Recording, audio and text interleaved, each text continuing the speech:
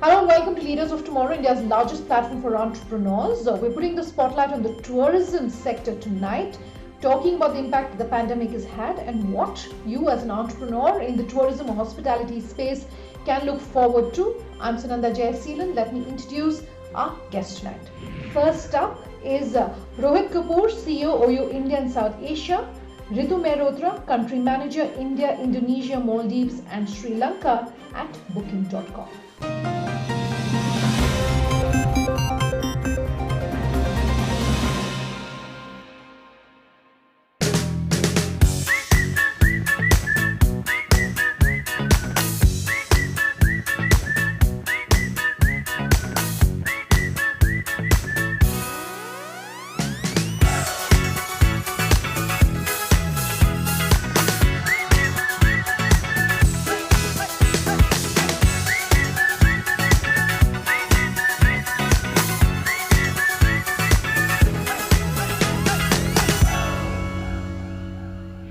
Ritu, Rohit, thank you so much for your time here on the show. I want to start by talking about the impact that the pandemic has had on your businesses. Rohit, could I come to you first on that?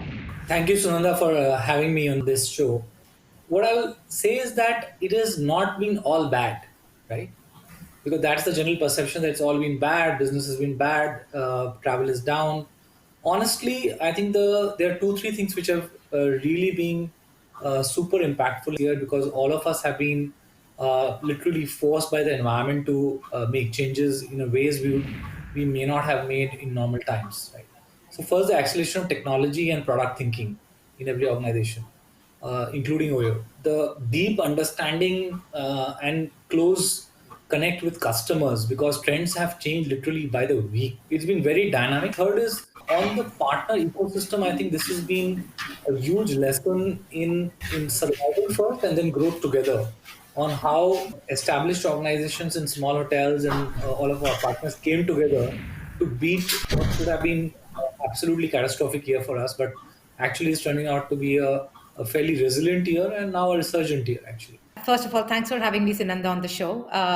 If I look at 2020, if you look at the economic impact, right? I mean, over a dozen flights had to shut shop. A third of world's fleet is parked. There is the ride-hailing companies actually are delivering food, then commuting people around. And obviously, from our perspective, occupancy levels were really, really down, right? So I feel that it is going to take not quarters, not weeks. It will take years for economies and businesses to sort of come back to normal.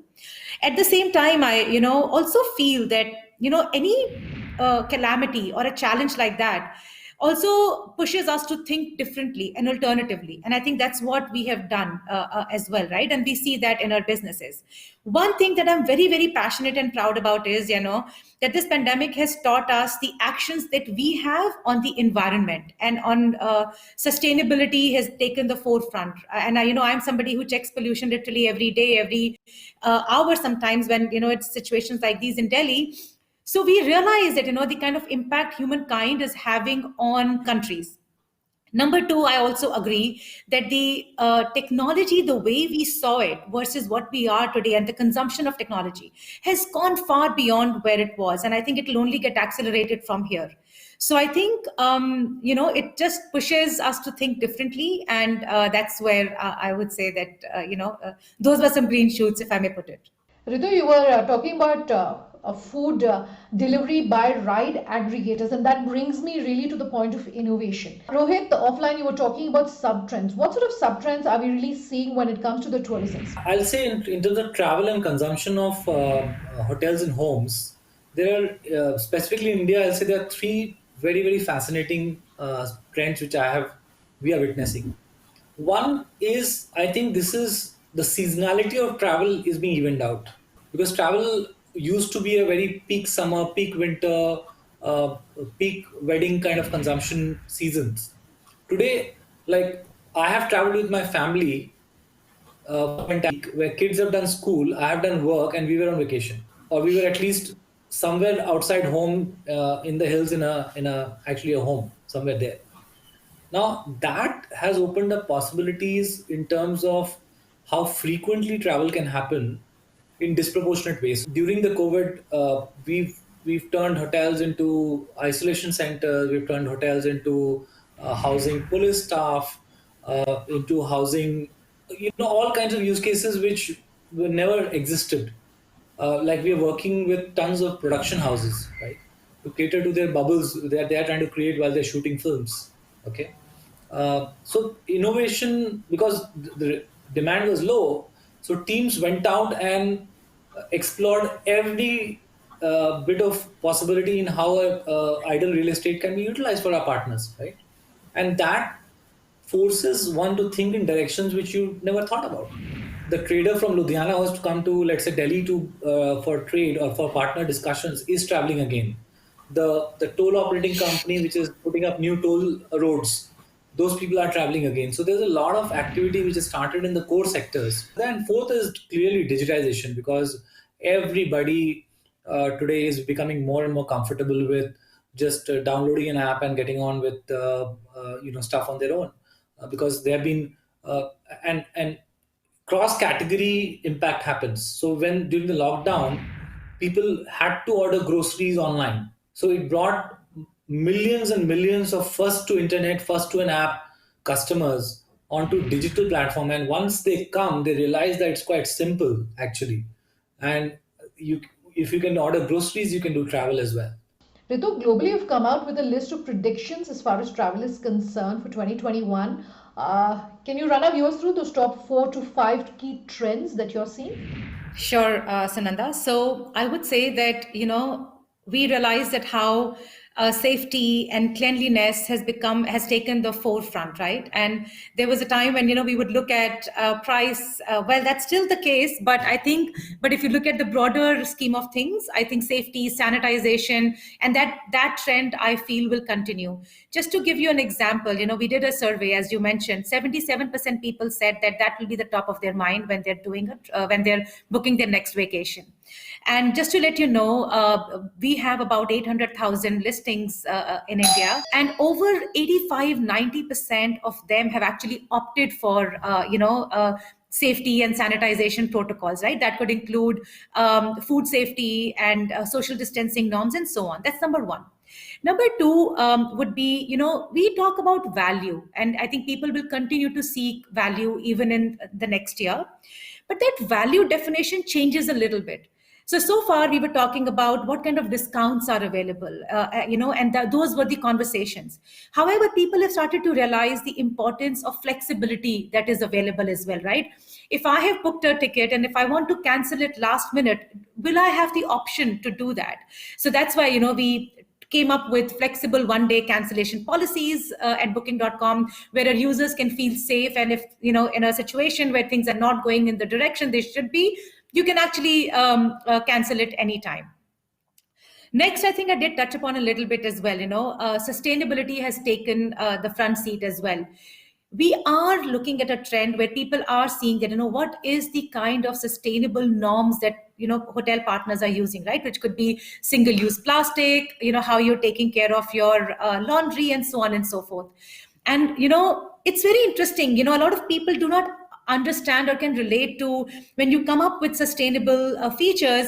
But I think over time, people have started to realize that, okay, important for travelers and users. Okay, I need to take a quick commercial break on that note. We're back in just a moment though. Your advice for an entrepreneur watching this interview, tapping those opportunities, perhaps looking at a change in their pricing strategy, what would you recommend for a small business? Ubiquity helps. So for a SME traveler, for example, just the fact that the same brand is available in Delhi as well as Panipat and Ludhiana and Kozhikode, right, really helps. And for us, we are very ubiquitous as a brand in India. You'll find an Oyo pretty much everywhere. Right? It's very, very important for any entrepreneur, any SME to really understand what the user journey is and what their users are looking for.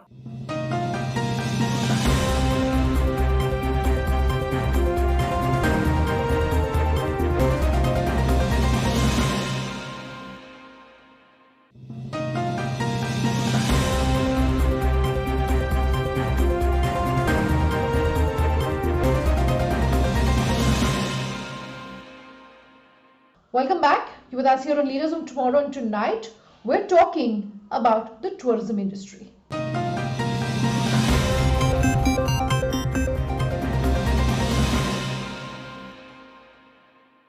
Ritu, Rohit, both of you are talking about tapping the opportunity, talking, for instance, about how even as SME travel is going up, that is being, that is a huge trend that you're seeing.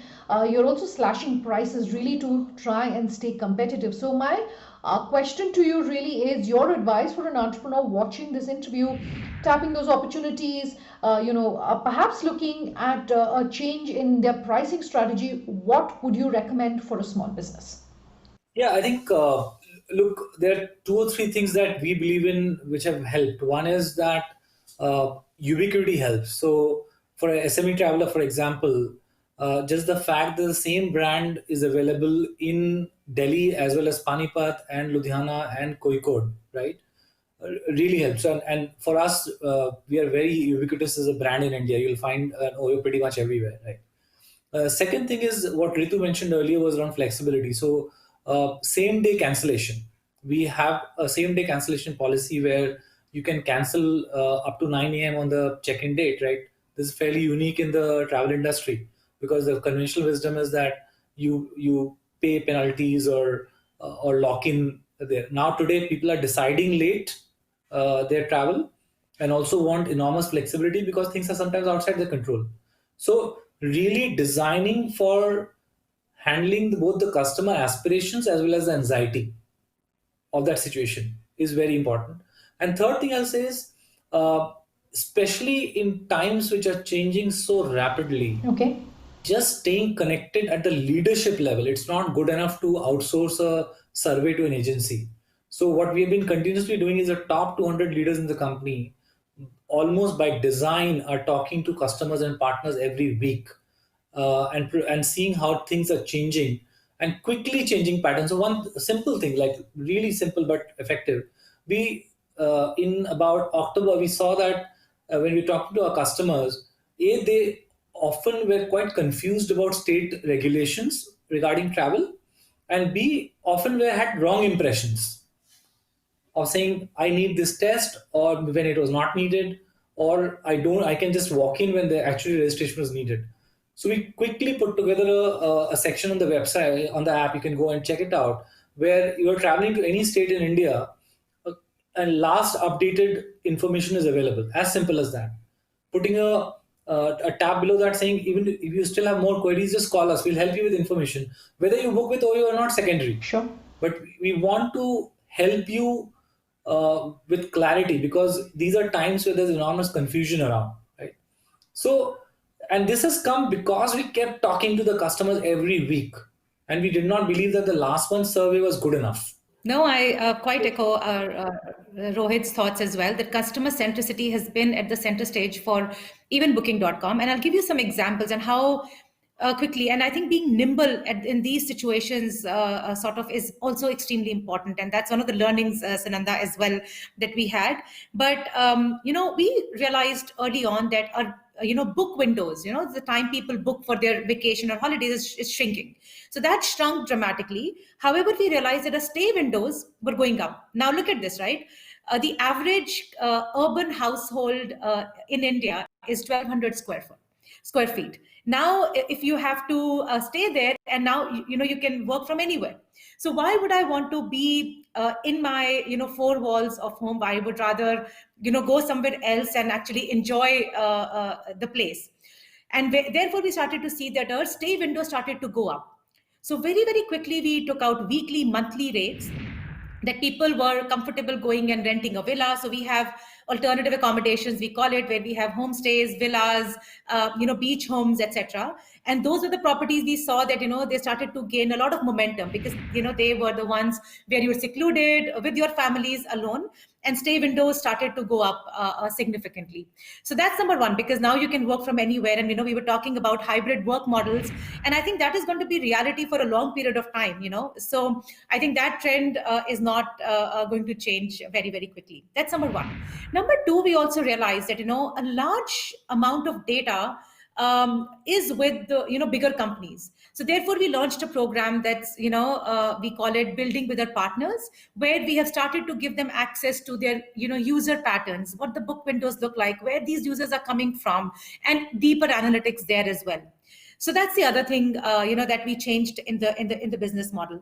And I think as we keep going forward, these things are changing and will continue to change by week. So in 2021, where should an entrepreneur look at really where the opportunities are? Where should they be putting their money? What advice would you have for them? Open to the both of you.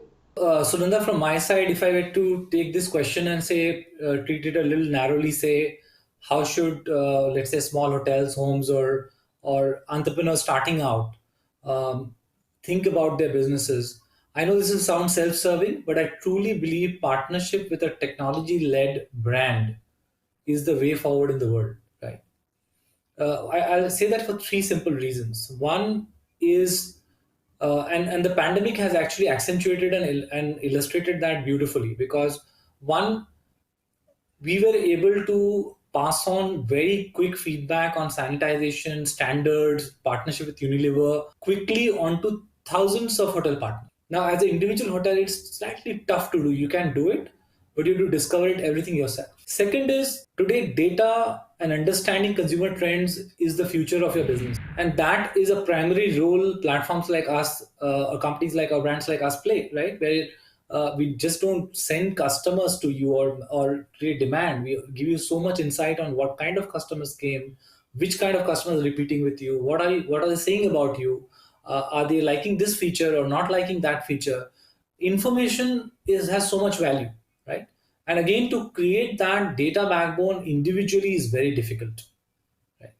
And third is continuous technology, which is cutting edge, Okay. was a sort of the preserve or the prerogative of the very sophisticated companies. Today, through partnerships like ours, that technology is available next day to a small hotel, right? So contactless check-in or check-in for anywhere, which we have launched today, is available to every hotel partner, any home partner we have, right? Which is simply infeasible for an individual entrepreneur to get into. So I think the mindset to partner, and equally for brands, I think a lot of respect to the native intelligence and local knowledge which partners carry. I think that marriage is beautiful, and I think that equilibrium is where a lot of things really make a huge difference. I think partnerships and the ability to work together and bring each other's advantages onto the table and embrace technology is the only way forward. I think technology will be extremely important as we go forwards. And I believe that there are going to be businesses which will have to be deeply enabled with technology. And I think that also sort of gives access to user sentiments, right? And what users are thinking. I think over the course of years, and if you look at the last decade, Okay. the kind of inputs and the kind of data that can be collected by the use of technology was never available before, right? So, through AI, machine learning, and so on. So I would say that being having the customer centricity, and I think technology can be a key enabler for that, is extremely important. Okay. Number two is that customers will often look for more convenience, better pricing, and more value. And as an organization and personally, I don't believe that it is always the cheapest that could be the best. And so it's very, very important for any entrepreneur, any SME, to really understand what the user journey is and what their users are looking for. It could be flexibility, it could be choice, it could be so many things. And often we are so stranded with the whole thought of how only the price can sort of play the end game or the big game. I think those times have also changed. Sure. And I also would say that when you're building businesses, it's very important to think about scalability early on, because that is what will help you to adapt with technology. And so I think when you're building businesses, think about businesses 3 years for a more longer horizon, because that's how you build larger businesses as well. Ritu, Rohit, thank you so much for your time on the show. Thanks. Thank you. completely out of time on that episode. For those of you watching at home, do let us know what you've thought of tonight's episode. Our details coming up on your screens as we speak. Thanks for watching. Have a good night.